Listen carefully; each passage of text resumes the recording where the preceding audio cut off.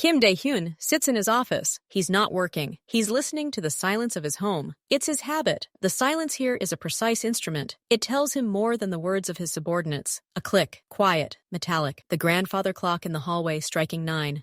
The sound is clear, without echo. That means all the doors are closed. The windows are sealed. Everything is as it should be. Dae-hyun looks at his computer monitor. 3 windows with cameras are displayed. The hallway, the main entrance, the office. His own image from the camera in the corner of the room looks calm. He studies it. His posture is relaxed, but not slouched. His hands are resting on the desk. Perfect control. Even alone, his gaze slides to the cell window in the second-floor hallway. It's empty. A deep shadow falls between the lamps. Myeon's room door is closed. The office door is closed. Everything is static, but his fingers stop lying still. The index finger of his right hand begins to tap slowly on the table. 1, 2, pause, 3. This isn't a nervous tick. This is a test. He's listening not to the sound, but to the rhythm. The rhythm should be perfect, like the ticking of a clock. But now it's off. He knows every sound in this house. He knows that in 5 minutes, the maid will finish in the kitchen and go to her room in the left wing. He knows that the guard at the gate will make his rounds at precisely 9:10 p.m. But now, in the space between the familiar sounds, there's a void. Not the void there should be, but a different one. As if someone has frozen and isn't breathing, Dae-hyun leans back in his chair. He stares at the ceiling. His face is expressionless, but inside, everything tenses. His mind, tuned to detect threats, has already received a signal. There is a threat. It's not on the screen. It's in the pattern disruption. The quiet evening is no longer quiet. It has become anticipation. Myeon opens the door. She steps out into the hallway. The light from her room falls on the dark parquet floor in a narrow strip, which immediately goes out when the door closes. She stands for a second, letting her eyes adjust. The hallway is long. To the right are windows opening onto the black sky. To the left are doors. Her room, the guest room, the dressing room, and at the very end is her father's office. She walks toward the stairs. She needs water. Her steps are silent in her thick socks. She passes the walk-in closet. And then it's not the sound that stops her, but the lack of it. There's a background hum in the house, the ventilation system, the distant hum of the refrigerator. Now that hum hasn't changed, but something drowns it out for a second. As if a large bird had silently flapped its wings in the next room. Myeon freezes. She doesn't turn her head. She stares straight ahead, but her attention is focused left, toward the end of the corridor. Her peripheral vision catches movement. Vague. A shadow crossing another shadow.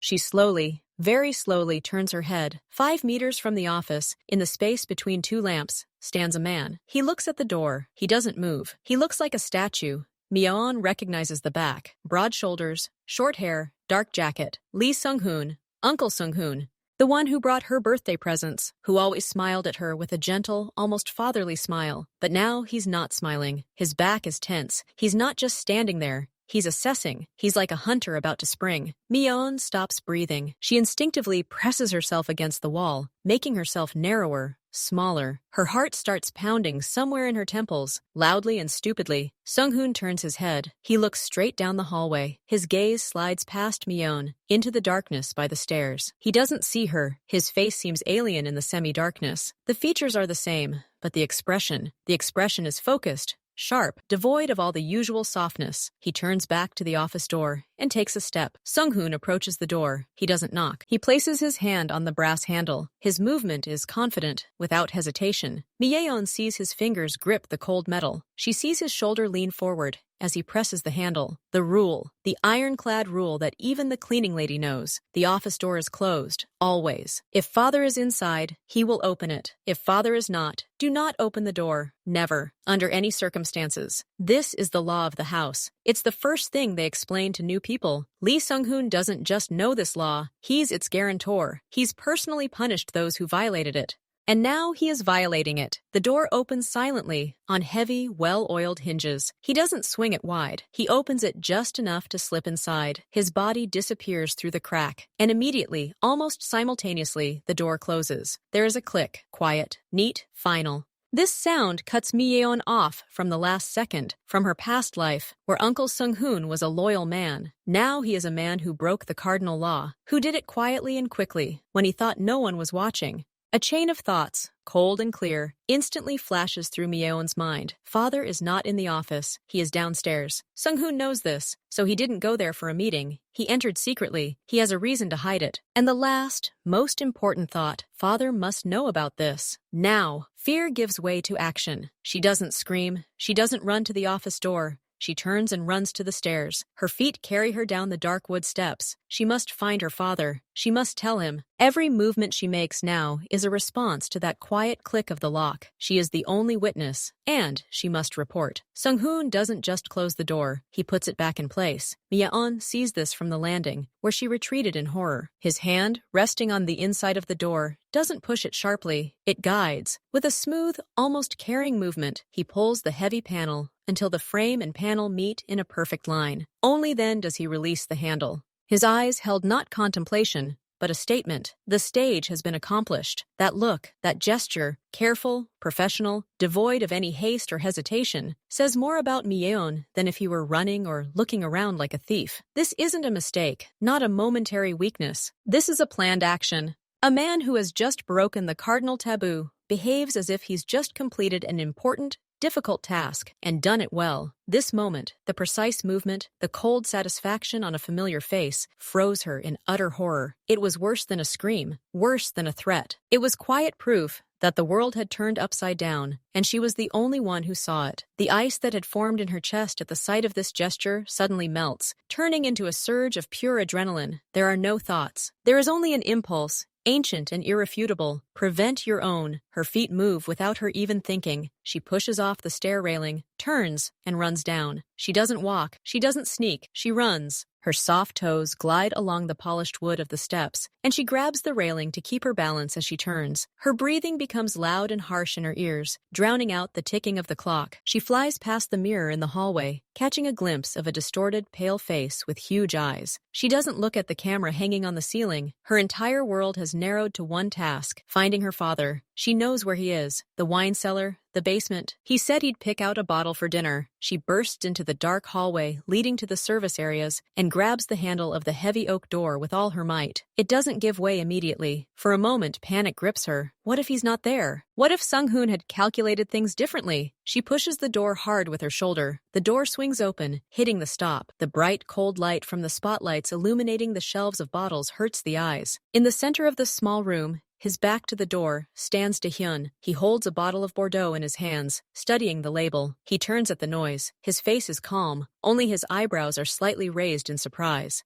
Myeon! What's happened? Dad! Her voice is hoarse, breaking. She catches her breath. To your office! Sung-hoon! Her words are jumbled. She gulps and blurts out the most important thing, squeezing a clear command out of her panic. Look at the cameras! Now! They came into the office. You weren't there, but he came in and closed the door. She watches the last hint of distraction fade from her father's face. His features don't distort with anger or surprise. They simply change density, become harder, heavier. His gaze, which a moment ago had been absent-mindedly glancing at the label, now focuses on her with such intensity that it seems to her he's scanning not only her words, but every muscle in her face, the pulse rate in her neck. He silently places the bottle on the nearest shelf. The movement is precise, economical. He doesn't ask, "Are you sure?" He doesn't say, "It can't be." He accepts the information as fact, as a report. "Show me," he says in one word. His voice is quiet, but there is no softness in it. It is a voice that has switched to another mode. He passes her into the hallway, and she runs after him. Now behind him, he moves quickly, but without fuss. His footsteps echo across the marble floor of the basement with a crisp, quick thud. They climb the stairs. He doesn't look at her, doesn't ask questions. He's already working. Entering the hall, he turns not into his office, but into a small room behind the stairs, the hairdressing room,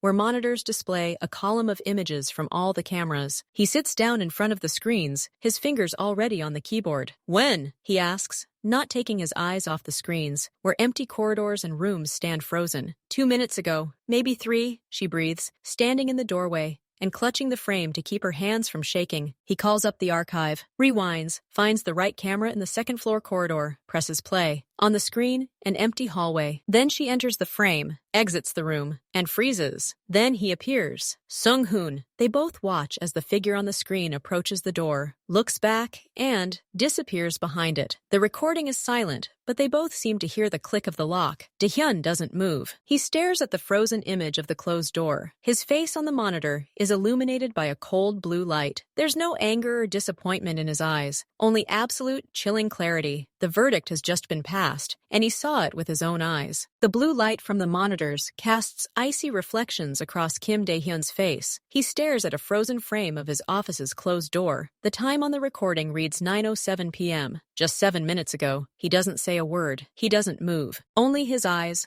always so readable to his daughter, sometimes tired, sometimes warm, now turn into chunks of dark obsidian. There's no flash of anger in them, not a hint of confusion. He steps out hairdresser and stops in the shadows by the stairs, from where he can see both the second-floor corridor and the door to his office at the end. He doesn't go up. He watches. He waits. 4 minutes pass. The office door opens. Lee Sung-hoon steps out. His movements are calm, natural. He doesn't look back, doesn't check the hallway. He simply walks out and closes the door behind him, this time with a casual movement, like a man who has finished his business. He adjusts the cuff of his jacket and heads for the stairs, to where Dae-hyun stands in the shadows. Dae-hyun takes a step forward. The light from the hall falls on him. "Sung-hoon," he says in an even tone. The assistant flinches slightly, like a man lost in thought. His face instantly assumes the familiar mask of respectful attention. "Boss, were you looking for me? What were you doing in my office?" The question is blunt, without preamble. Dae-hyun's eyes are glued to his face. Sung-hoon blinks. He looks slightly confused, but not guilty. "Oh, that. I remembered I left a folder with the cargo reports at the port there. I picked it up. You did let me use the office for work documents," he says, making a slight gesture with his hand, as if dismissing a trifle. "I knocked, but you apparently didn't hear. I assumed you didn't mind, since the door wasn't locked." The explanation is logical.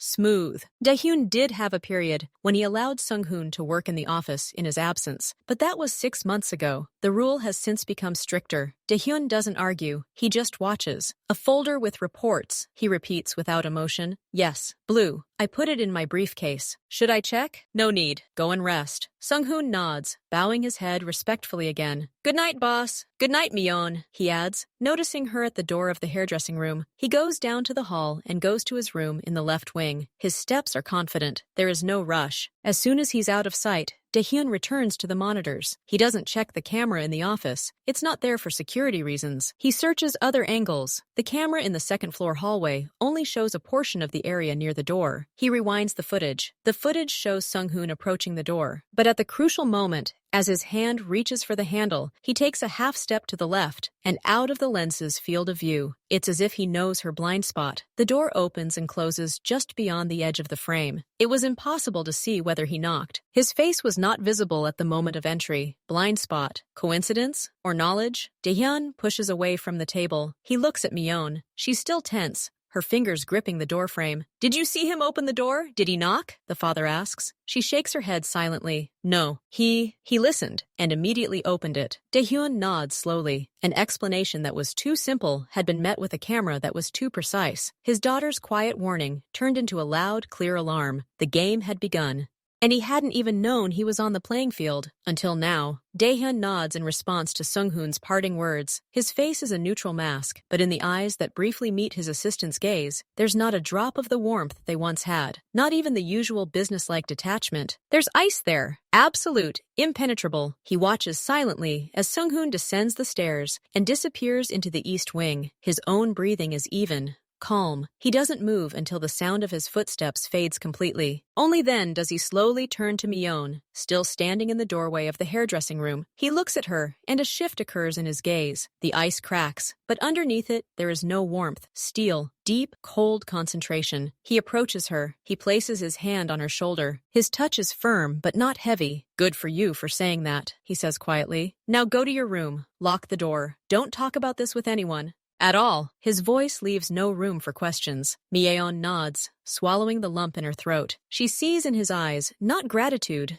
but assessment. An assessment of the new reality in which his daughter has become a source of critical information. He lets go of her shoulder, and she walks toward the stairs, feeling his gaze on her back. Dae-hyun returns to the hairdressing room and closes the door. He sits down in front of the monitors, but doesn't look at them. He stares into space in front of him. Cold, clear logic works in his head. Fact: Sung-hoon entered the office secretly. Fact: he knew about the camera's blind spot, or he was incredibly lucky. Fact: he gave a smooth, plausible explanation. Conclusion: it's not a mistake. It's an act. A deliberate one. But what kind? Theft? Nonsense. Sung-hoon already has access to all the information, except perhaps a few of the most secret safes. Sabotage? Possibly. But what could he possibly have accomplished in a few minutes? Dae-hyun closes his eyes. He sees his office in his mind. Every inch. The desk. The bookshelves. The ventilation grill. The lamp. The electrical outlets. His eyes snap open. He won't touch anything. He won't search. Any action he takes now could play into the hands of someone who's up to something. He must watch, but he's too visible a figure. His attention will be immediately apparent. He needs different eyes. An hour later, the house is silent as night falls. All lights except the emergency ones are out. Dae-hyun knocks softly on Mi-yeon's door. He enters. She's sitting on the bed, hugging her knees,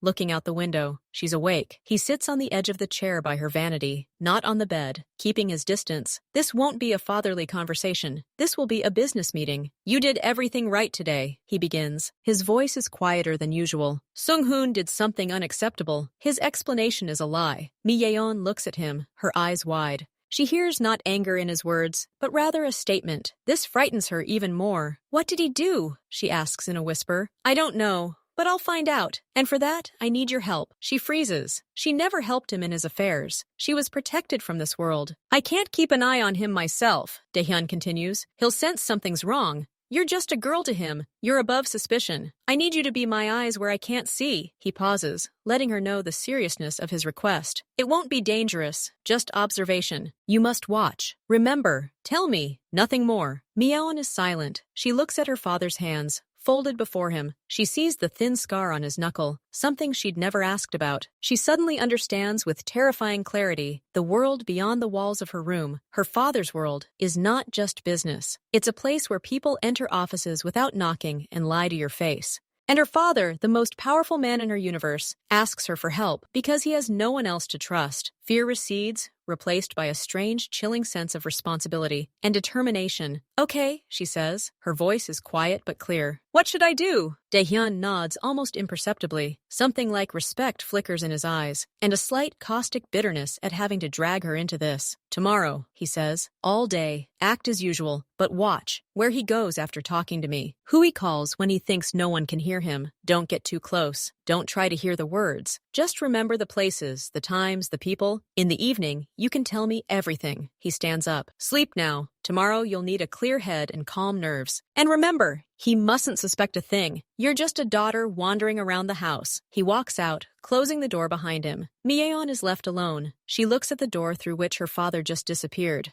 When the conversation ends, Sung-hoon leaves the dining room. Mi-yeon, sitting in the living room with a book, pretends to read. She sees his shadow in the doorway. He walks down the hallway toward his office, but not straight ahead. He suddenly stops at a large mirror, adjusting his tie. His eyes, reflected in the mirror, quickly scan the empty space behind him. Then he continues on, but at the library door, he turns inside, although he usually passes right by. Mi-yeon waits 5 minutes, then leisurely walks to the kitchen for water. On the way, she glances into the library. It's empty. Sung-hoon has already left through another door. She spots him again in the hallway. He's talking to the security guard at the entrance, but his posture is unnatural. He's standing sideways, so he can see the guard, the stairs, and the hallway to the kitchen all at once. His eyes are constantly moving, scanning the space with quick, unnoticeable glances. This isn't ordinary vigilance. It's a test. He's looking for eyes that might be watching him. He's changing his usual routes to confuse potential surveillance. He acts like someone preparing for something secret and checking to make sure he's alone. Mi-yeon retreats into the shadows of the stairs. Her heart skips a beat. Her father's theory is confirmed. Sung-hoon is up to something, and he's afraid of getting caught. After lunch, Sung-hoon announces he's going out on personal business. Dae-hyun glances at him briefly, and simply waves his hand in agreement. Mi-yeon acts quickly. She knows her father can't spy openly. She puts on a dark hooded jacket, headphones, and a backpack with a book. The look of a typical student. She leaves through the back door and walks to the nearest subway station. She knows Sung-hoon's license plate number. She waits for him in the parking lot of the shopping mall where he usually stops. 20 minutes later, his black sedan pulls out and merges into traffic. Mi-yeon hails a taxi. "Just follow that black car, but not too close," she tells the driver, trying to sound confident. They drive across the city.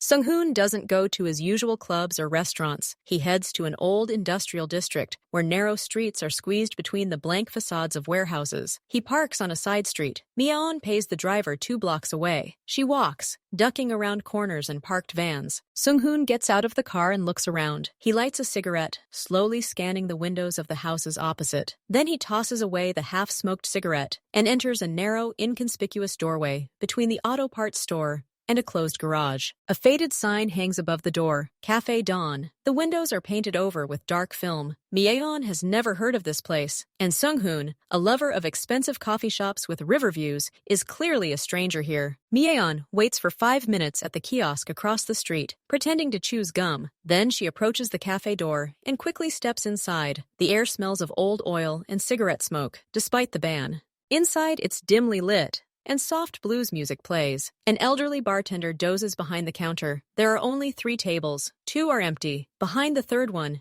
in the very corner, with his back to the wall, sits Sung-hoon. Opposite him is another man. Mi-yeon, without stopping, walks to the far end of the counter, as if looking for the restroom. She sits down on a high stool facing the wall and pretends to look at her phone. In the angled mirror behind the counter, she sees the reflection of their table. The stranger is a man of about 50, with gray hair cut short at the temples. He has a heavy, square jaw and a habit of rubbing the edge of the table with his thumb. He is wearing an expensive but unfashionable suit. He speaks without smiling. His face is serious, businesslike. And suddenly, a memory clicked in Mi-yeon's mind. She'd seen that face once, over a year ago. Her father was receiving a guest in his study. She'd casually walked in to ask something. His expression is the same concentration he had yesterday at the office door. He nods, just once, businesslike agreement. Mi-yeon looks away from the mirror. Her fingers grow cold on the phone. She's just witnessed more than just a suspicious encounter. She's witnessed proof of infidelity. Mi-yeon realizes it's too dangerous to sit at the counter. The bartender might notice her, or someone might walk in. She quietly slips off the stool and settles behind a tall shelf of old magazines standing between the counter and a corner table. From here, she can barely see anything, but she can hear better. She freezes, trying to breathe more quietly. The music drowns out the words, but when there's a pause between tracks, she hears snatches of them. Minho's voice, low and hoarse. "Too much of a risk under these conditions." Sung-hoon's quiet but clear voice. "Everything is calculated. He doesn't know anything." Even quieter, almost a whisper. "Minho, we need guarantees. Not before, but after." Sung-hoon's voice again, this time with a hint of irritation. "Afterwards, that's your part. I'll do my part. Tomorrow." The deadline! Mi-yeon's heart is pounding so loudly, she thinks she can hear it behind the bookshelf. Tomorrow! What's supposed to happen tomorrow? She thinks back to last night. Sung-hoon's in his office. He's done something, or installed something. So, tomorrow is when it works? Or when she needs to finish what she started? She hears the sound of a porcelain cup being moved across the table, the clatter of a spoon against a saucer. "His daughter," Minho suddenly says, and Mi-yeon's blood runs cold. "No witnesses. No accidents. She's a child," Sung-hoon snaps, but there's no defensiveness in his voice. There's a businesslike quality to it. She doesn't count. She can't see beyond her nose. Mi-yeon clenches her fists, her nails digging into her palms. A child doesn't count. It doesn't matter. "Cleanliness comes first," Minho insists. There's a sound like he's tapping his finger on the table. "The envelope? You'll get the rest the day after tomorrow. And new instructions," Sung-hoon says briefly. Mi-yeon hears chairs moving. They are getting ready to leave. She has seconds. She retreats deeper behind the shelf, pressing herself against the wall. She takes out her phone. She had turned off the sound and the flash back in the taxi. She turns on the camera. Sung-hoon and Minho stand up. They don't shake hands. Minho nods, turns, and walks toward the exit without looking back. Sung-hoon remains by the table for a moment. He picks up the same thin envelope from the table and quickly, in one motion, tucks it into the inside pocket of his jacket. At this moment, he stands almost in profile to her hiding place. His face is turned toward the exit, where Minho disappeared. There's neither joy nor anxiety on his face. There's a weary determination, that of a man who has made a difficult but necessary choice. Mi-yeon picks up her phone. She takes 2 photos. The first is a wide shot of Sung-hoon in this dirty cafe at a table. The second is a closer shot of him hiding the envelope. The screen shows his hand near the slit in his jacket and the corner of the envelope. He turns to leave. Mi-yeon immediately lowers her phone and presses her back against the wall, covering her face with her hood. She hears his footsteps. They pass the bookcase without slowing. The door opens and closes. She waits, counting to 30 at a rapid pace. Then she peers out cautiously. The cafe is empty. The bartender is dozing again. She steps outside. The air feels icy after the stale atmosphere inside. In the distance, she sees Sung-hoon's black sedan pull out of an alley. She walks in the opposite direction, toward a busy street where she can hail a ride. Her fingers clutch the phone in her pocket. It holds more than just suspicions now. It holds proof. She returns home long before dinner. Her father is in his study. She knocks and enters uninvited. Dae-hyun sits at the table. He looks at her.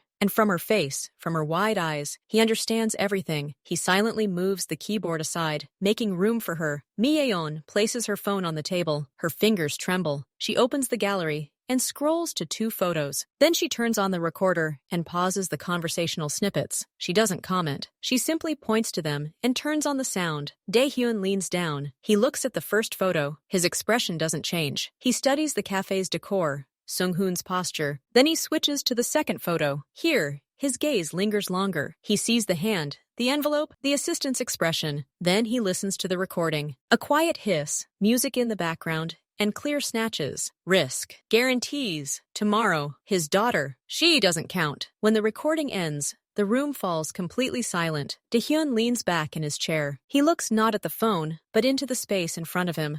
There's no anger on his face, no fury or disappointment. There's only a cold, crystal-clear understanding, like a chess player who's spotted his opponent's previously hidden combination and instantly understood its entire structure, all its implications. He nods slowly, as if confirming his worst suspicions. His eyes go blank, like lenses that have lost focus. He sees not the room, but patterns of betrayal, moving forces, cause and effect. He says finally, 1 word, a quiet, icy sentence. Now everything is clear. He takes Mi-yeon's phone, connects it to his computer with a wire, and copies the files. His movements are automatic, precise. You're not doing anything anymore, he says, not looking at her. Forget about it. Act as usual. Sung-hoon mustn't suspect a thing. Not a single hint. He returns the phone to her. Go, and thank you. His gratitude sounds dry, like an official report. He's already left her. His thoughts are already there. In the tomorrow Sung-hoon mentioned, he's already plotting a countermove, and now he has everything he needs. The truth frozen on the screen turned out to be worse than he could have imagined, but now it's his weapon. Dae-hyun does nothing. The evening passes as usual. He has dinner with Mi-yeon and asks about her plans for school. His demeanor is impeccable, calm, slightly detached, as always lately. Later, when Sung-hoon arrives with his evening report, Dae-hyun greets him with his usual reserved politeness. He even does something he's never done before, offers him brandy. Not the best bottle, but a simpler one. A gesture that speaks not of particular trust, but of relaxed formality. He listens to the transportation report, nods, asks a few clarifying questions. Everything is as usual, but now he looks at Sung-hoon with different eyes. He sees the slight tension at the corners of his mouth when he talks about next week's routes.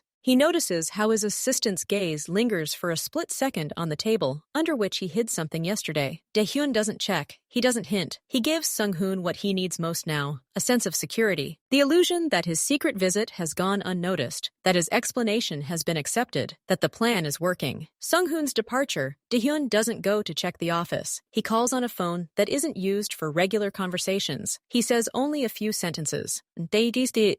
We need something. The one we talked about last time. Small, quiet, something that works autonomously. Yes, tomorrow morning. He hangs up. His plan is simple. He won't change anything. He won't look for anything. He'll let the mechanism of betrayal run its course, and then he'll take control. Early in the morning, while the house is still asleep, a nondescript gray van with a water delivery service logo pulls up to the service entrance. A young man in uniform steps out and carries 2 new bottles inside. The security guard, knowing the delivery schedule, simply nods. The young man takes the bottles to the utility room near the kitchen. 5 minutes later, he leaves. Dae-hyun comes down there. He passes a row of bottles and approaches one of the new ones. He unscrews the cap. Inside, on top of the water, lies a sealed plastic bag. He takes it out, puts it in his robe pocket, and leaves. In his bedroom, he opens the package. Inside, wrapped in soft cloth, lies a small black plastic rectangle about the size of a pack of chewing gum. On one end is a standard USB port, so it can be plugged into a wall outlet. On the other, a barely noticeable slot for a microphone. No lights, no buttons. The device looks like a cheap phone charger, one of thousands of which are available. It comes with a small remote control, similar to an alarm key fob. It's disposable.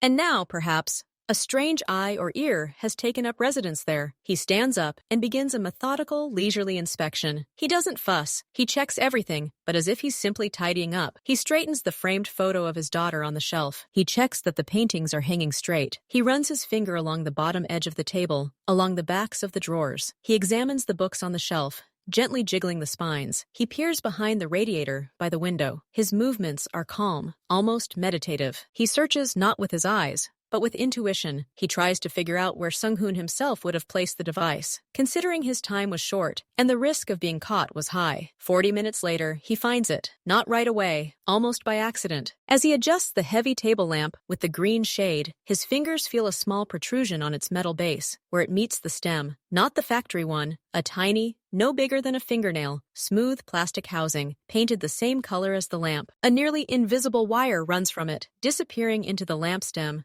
to the power cord. Smart. The lamp is always on when someone is in the office. It provides perfect power. And it's right above the desk, in the epicenter of all conversations. Dae-hyun doesn't touch the find. He pulls his hand away. His face remains completely impassive. Now he knows. He returns to his desk. From his pocket, he takes out the same black charger. He stands and goes to the outlet by the bookcase, in the corner of the room furthest from the desk. The outlet is almost always free. He plugs the charger in. It looks like someone's forgotten headphone charger. Dae-hyun returns to the table. He takes the remote key fob from his pocket. He presses the single button. No sound, no confirmation. But somewhere in the city, on a remote server, or in a trusted receiver, everything said in this room is now being recorded. He puts the remote back in his pocket. His job is done. The room is ready. It's no longer just his office. It's a battlefield, and he's just set his traps there, letting his opponent think he still has the initiative. He leaves the office, leaving behind a silence in which two devices now sleep. One is the enemy's, the other is his. The game has truly begun. Dae-hyun takes action the next day. In the morning, he calls Sung-hoon and Mi-yeon to the cafeteria. "I need to leave for a meeting urgently," he says, adjusting his cuff. "I'll be back this evening. Mi-yeon, you're coming with me. You need to pick out a new laptop downtown, and I'll be right there." Mi-yeon looks at him,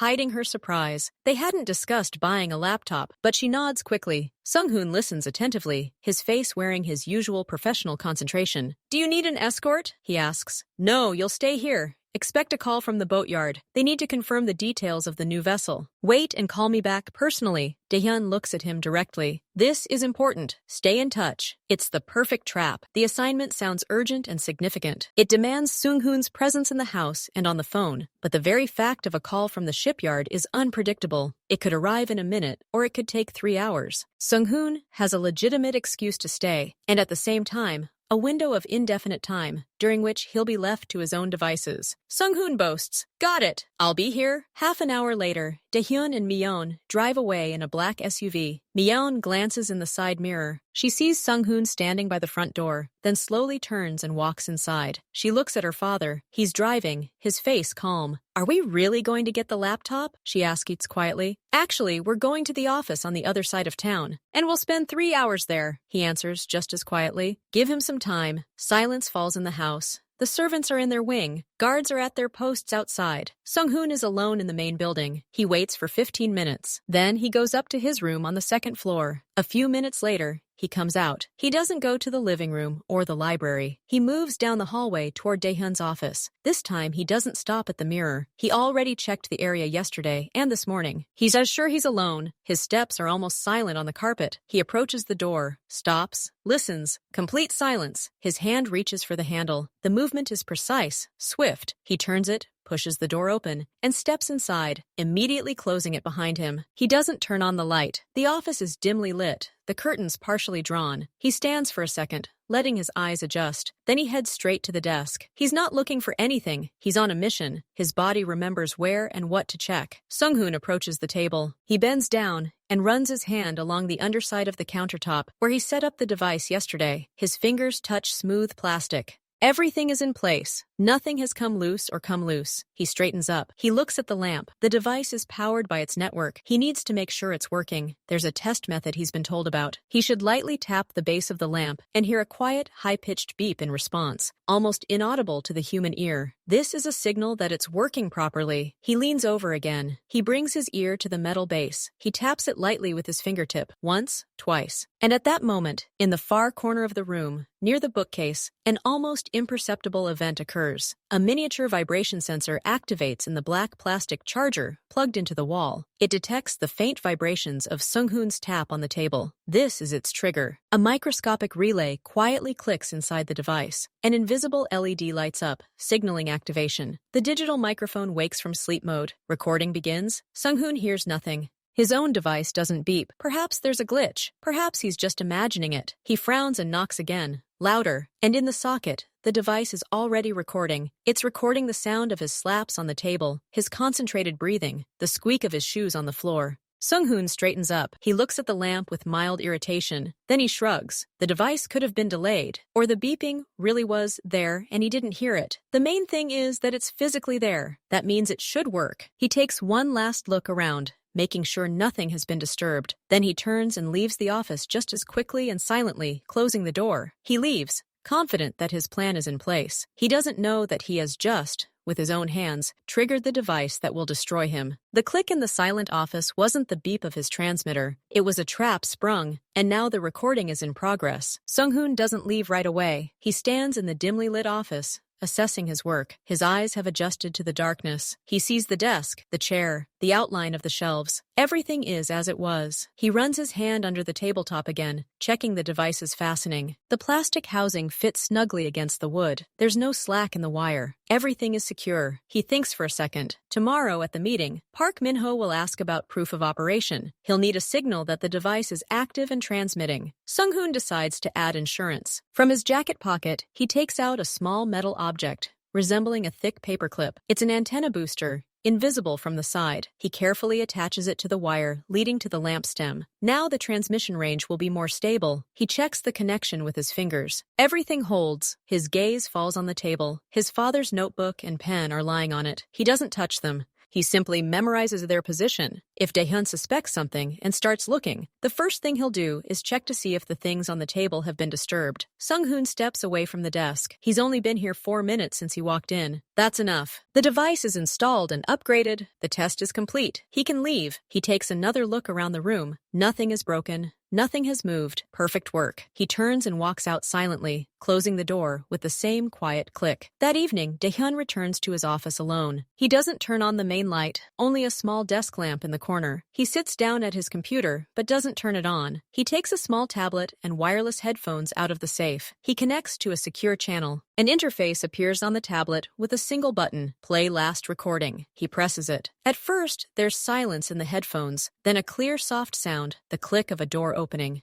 On the sounds of editing, he now has more than just suspicions. He has audio evidence that Sung-hoon didn't just walk into the office. He was there installing something, securing it, checking it, and he considered his work complete. Done. Daehyun saves the recording in several encrypted vaults. He turns off his tablet. He looks at the lamp on his desk. Now he knows exactly what's there, and he knows that whoever installed it has already marked the task as complete. Later, when the lights go out in the house, Daehyun enters Myeon's room. She sits by the window and waits. He sits down in a chair. He looks at her. "Well?" he asks in one word. Myeon folds her hands in her lap, her face serious. "He left 20 minutes after you left." From his room. He went straight to the office. He entered quickly. She pauses, remembering the details. The time inside was 4 or 5 minutes, no more. He came out calmly, walked at a normal pace. He smiled. Daehyun nods slowly. "Were you smiling?" "Yes, not very much, just the corner of his mouth, like he was pleased." Then he went to the cafeteria, made himself a coffee, sat there looking at his phone. Everything looked normal. But that smile, she falls silent. This smile is enough. Okay, Dahyun says. Tomorrow will be a key day. He's waiting for confirmation from his new friends. And we'll wait for him. He stands up. His face in the darkness seems carved from stone. You did everything perfectly. Now rest. Tomorrow, everything needs to be as usual. He leaves. Mi-yeon remains by the window. She thinks about that smile, the smile of a man who has done his job and is waiting for a reward. She doesn't know that her father has already heard his voice on a recording, but she feels the clock ticking. And tomorrow, something must happen. The next day, Dahyun acts as if nothing has happened. He eats breakfast, reads reports, and takes a couple of phone calls. He sees Sung-hoon a few times. The assistant seems slightly agitated. His movements are a little more jerky. His eyes tend to look at his phone expectantly. He even allows himself a few insignificant jokes over breakfast, something he's never done before.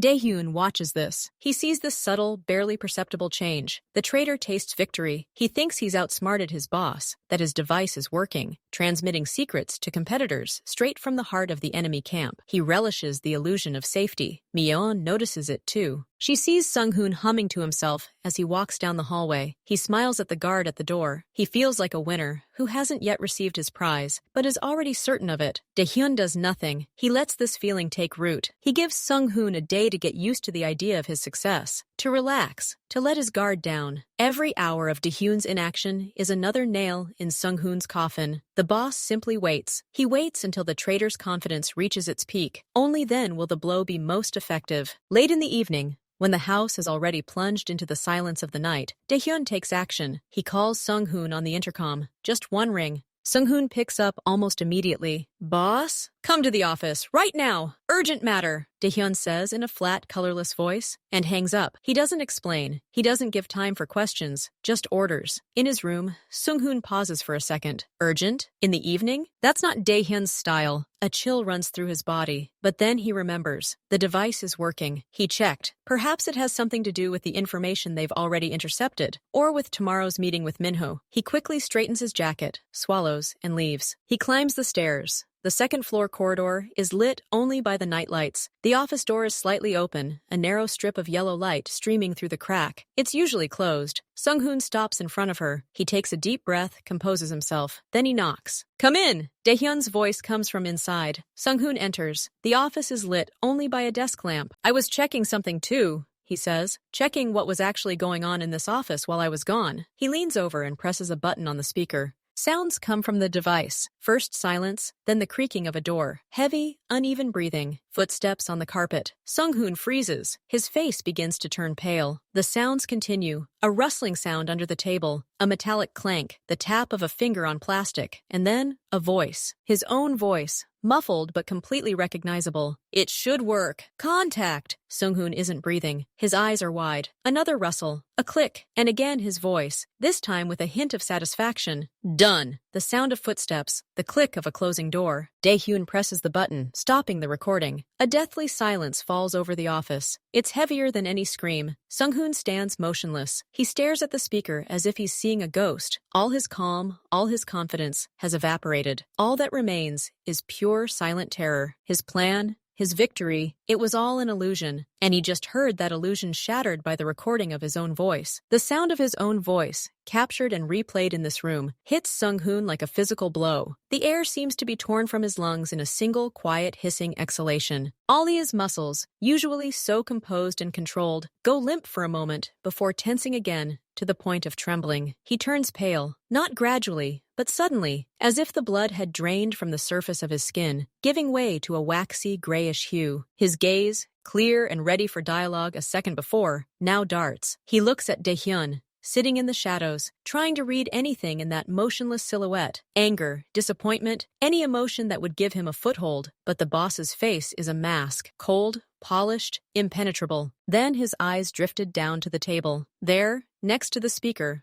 lay a small, nondescript black object. A charger! The same one he'd seen here yesterday, plugged into the outlet by the bookcase. He'd noticed it out of the corner of his eye, his mind, busy with its mission, registering it as an insignificant detail of the decor, someone else's forgotten possession. He didn't attach any significance to it. Now he looks at her, and his mind builds a chain with terrifying clarity. It wasn't charging. It was his yawn, his mistake. While he was setting up his device under the table, another one was already working in the room. While he was checking the connection, his own words, his breathing, every rustle were already being recorded. He had fallen into a trap he hadn't even thought to look for because he was sure he was a hunter. He looks at Dae-hyun again. His lips try to form a word, an excuse, a plea, but nothing comes out. Only a slight, telltale tremor at the corner of his mouth. His hands, hanging by his sides, curl into powerless fists, his nails digging into his palms. But even this pain seems distant, unable to break through the rising wave of panic. He stands in the center of the room, under the soft light of the lamp he now knows is part of his own betrayal. He's completely naked. All his carefully crafted plans, his negotiations with Minho, his careful actions, all of it has been reduced to dust with the press of a button on the speaker. He has nothing to say. Every word will now be a lie, already exposed. Every movement a confession. The silence in the office becomes palpable. It weighs on him, filling his ears with the roar of his own blood. He hears the ticking of the wall clock in the corner. Each click is the strike of a hammer, driving a nail into his future. He sees Dae-hyun's hand, motionless, lying on the table next to that very same device. That hand could do so much right now, but it just lies there, waiting. Sung-hoon tries to swallow, but his throat is dry. He wants to look away from Dae-hyun, but he can't. It's like looking into the eyes of a predator, poised to pounce, but only studying its prey. This silence and stillness contains a torture more exquisite than any scream. He's backed himself into a corner, and his boss is simply letting him know it. A moment of silence stretches into an eternity. Dae-hyun takes his time. He lets the silence do its work, finish him off, fueling the shame and fear to the breaking point. He watches every microscopic change on his former assistant's face, the twitch of an eyelid, the bead of sweat that forms on his temple and slowly rolls down his cheek, the tension in his jaw muscles. Finally, Dae-hyun leans forward slightly, stepping out of the shadows. The lamplight falls on the lower part of his face, on his tightly pressed lips, on the firm outline of his chin. His eyes remain fixed on Sung-hoon, and he utters just one word, a quiet, even voice, devoid of any intonation, that cuts through the silence like a blade. Why? It's not a cry of devotion, not a demanding shout. It's the calm,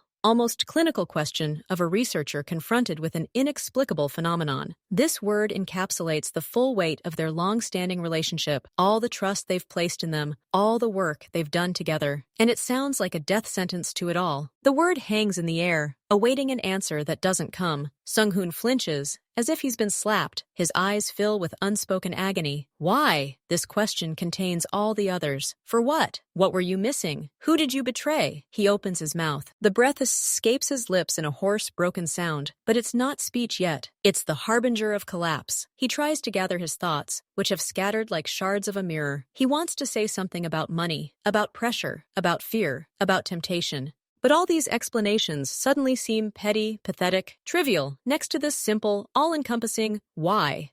His voice sounds strange, creaky, as if he hasn't used it in a long time. They offered me, he falls silent, because even this is an attempt to shift the blame onto others. They offered, and he accepted. He made a choice. He looks at Dae-hyun and sees in his eyes not curiosity, but an expectation of a full confession, not excuses, but facts. The boss wants to hear the path of his downfall, from his first thought to the last click of the installed device. Sung-hoon lowers his head. He can't bear that gaze any longer. He looks down at his own shoes, at the dark carpet. His shoulders slump under an invisible weight. They knew about the debts, he finally begins, the words escaping with difficulty, a quiet, monotonous stream, as if he were reading out a report of his own defeat. Not mine. The nurses. Medical. Big ones. Minho contacted me 6 months ago.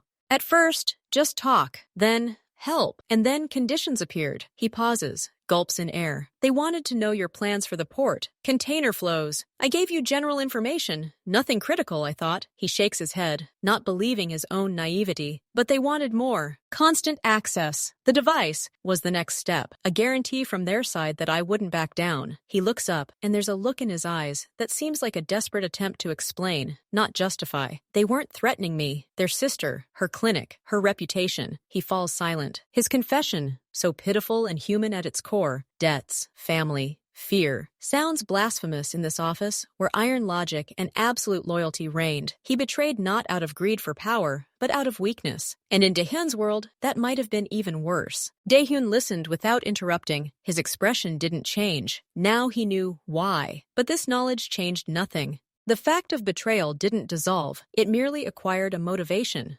understandable, almost banal, and therefore definitive. Sung-hoon's words, quiet and broken, hung in the air, filled with the scent of old wood and wax. He laid it all out, unvarnished. The story of how Park Min-ho, Dae-hyun's old enemy, had found his weakest spot. Not himself, but his sister. Her husband, a doctor, had gotten involved in risky financial schemes and left behind not only debts, but also a shadow over her private clinic. The threat wasn't violence, but quiet, bureaucratic destruction, inspections, license revocation, public scandal. Min-ho offered a solution, and then conditions. At first, just information, nothing special, then more, and then a demand to install the device. In exchange, not only debt relief and protection for the clinic, but a place in the new structure. Once Dae-hyun's old guard was pushed aside, Sung-hoon was envisioned a future where he wasn't a right-hand man, but an independent leader, and he, cornered by debt and fear for his family, allowed himself to be convinced. He thought he was being cunning, balancing on the edge, in control. He believed his plan was his shield. I thought I could stop when her problems were solved, he whispered, staring into space, that I was simply taking resources from them and giving back only what wouldn't truly harm you. They said you were too conservative, that it was time to move on, and that they just wanted parity. His voice broke. He himself heard the childish naivety of his excuses. He, an experienced man with a proven track record, had allowed himself to be duped by flattery and false guarantees. He had betrayed not at gunpoint, but under the sweet whispers of promises and the tickle of fear. They said that after the device was installed, I'd receive the final payment and the clinic's papers. That's it. And then I could supposedly discover the wiretap myself, strengthening my position here. I thought I was playing their game, but I'm playing my own. A bitter smile twisted his face. I was blind. He fell silent, the fire of his confession exhausted. Now only the fact remained in the room. He, Lee Sung-hoon, had become an enemy agent in the very heart of Kim Dae-hyun's household, and he had been exposed not as a result of a lengthy investigation, but by chance, the attentiveness of a teenage girl. This irony was the bitterest of all medicines. Dae-hyun listened without moving, his face a stony mask. When Sung-hoon fell silent, silence fell once more, this time heavy with the truth being spoken. Dae-hyun rose slowly from the table. He didn't approach Sung-hoon. He walked past him to the window, pulled back the heavy curtain, and looked out into the blackness of the garden, at his own reflection in the glass. They won't give you any money or documents, he said finally, his voice as even and dispassionate as a narrator's text. As soon as they get the first significant data from the device, you'll become useless. An extra link, a hereditary witness. Your sister and her clinic are the most convenient lever. They'll put pressure on you again and again until they've sucked everything they can. And then they'll get rid of you. You, and probably her too. So as not to leave any loose ends, he turned, his back to the window, his figure a dark silhouette against the faint light from the garden. You thought you were entering their world on your own terms, but in their world,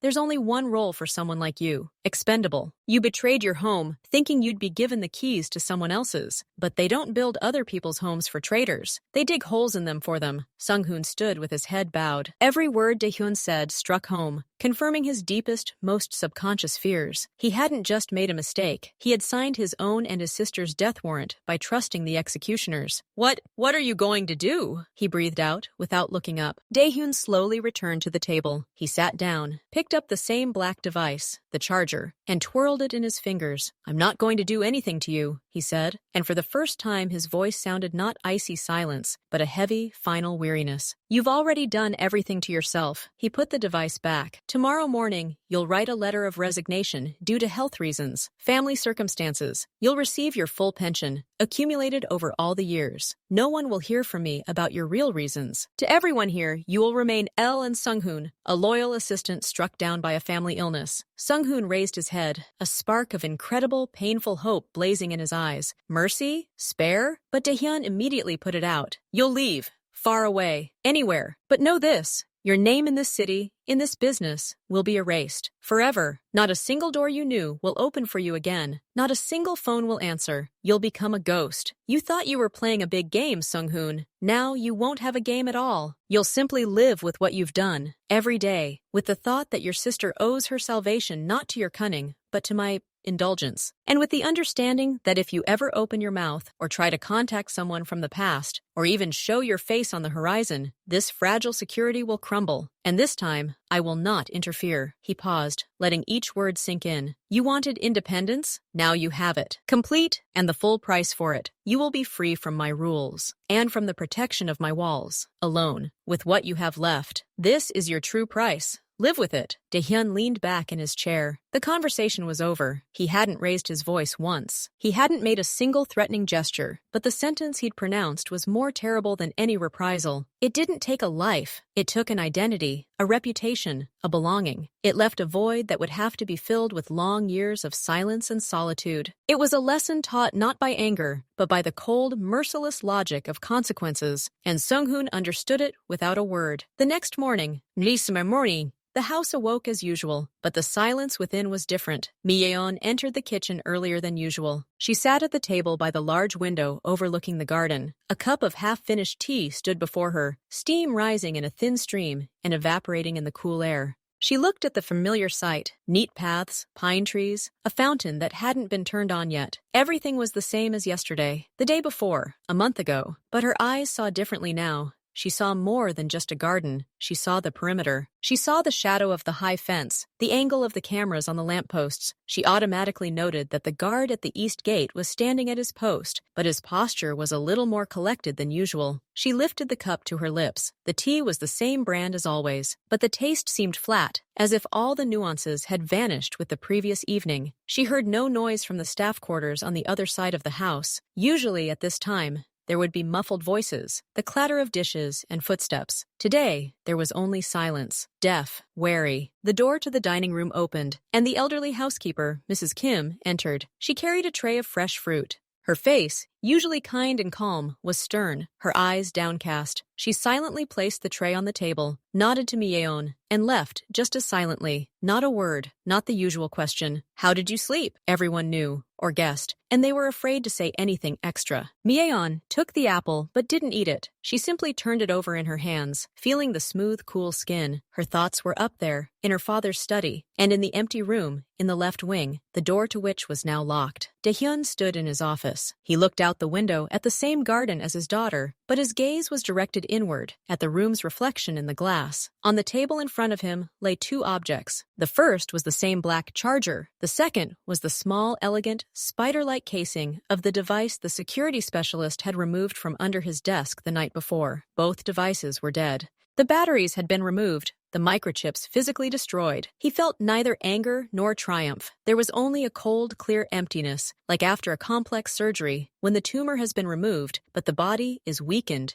and vulnerable. He thought about Sung-hoon. At 5 a.m, that man was no longer in the house. He'd left through the back door with one suitcase. He'd been taken to a distant train station. Where he went was unimportant. What mattered was that he was no longer here. His story in this house had ended quietly, as it had begun so many years ago, but the aftertaste from that story would remain forever, a scar on trust that would never fully heal. Daehyun turned from the window. His gaze fell on the chair by the table where Sung-hoon always sat during reports. It stood slightly to the side, unmoved since the previous evening. Daehyun walked over, grabbed the backrest, and with a precise, powerful movement, placed it in its usual spot, right next to the edge of the table. The furniture fell into place. The people, however, did not. He sat down in his chair. He turned on the computer. The usual work windows lit up on the screen. Logistics, finance, reports. The world went on. The threat had been neutralized, but the rules of the game had changed. He knew he had to be doubly careful now, that he could only trust the system,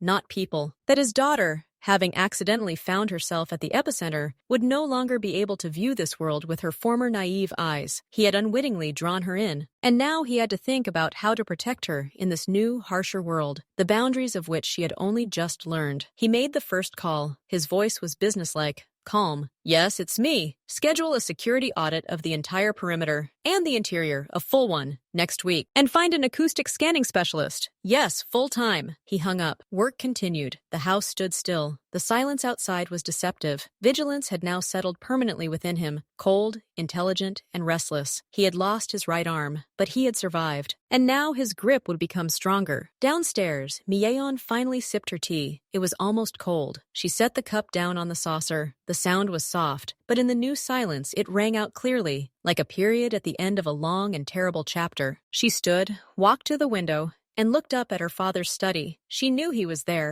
and she knew that from this day on they would both bear the burden of this knowledge, of how easily loyalty crumbles, and the price one must pay to restore it. The silence wasn't peace, it was memory, and a promise that such a mistake would never be repeated. Never.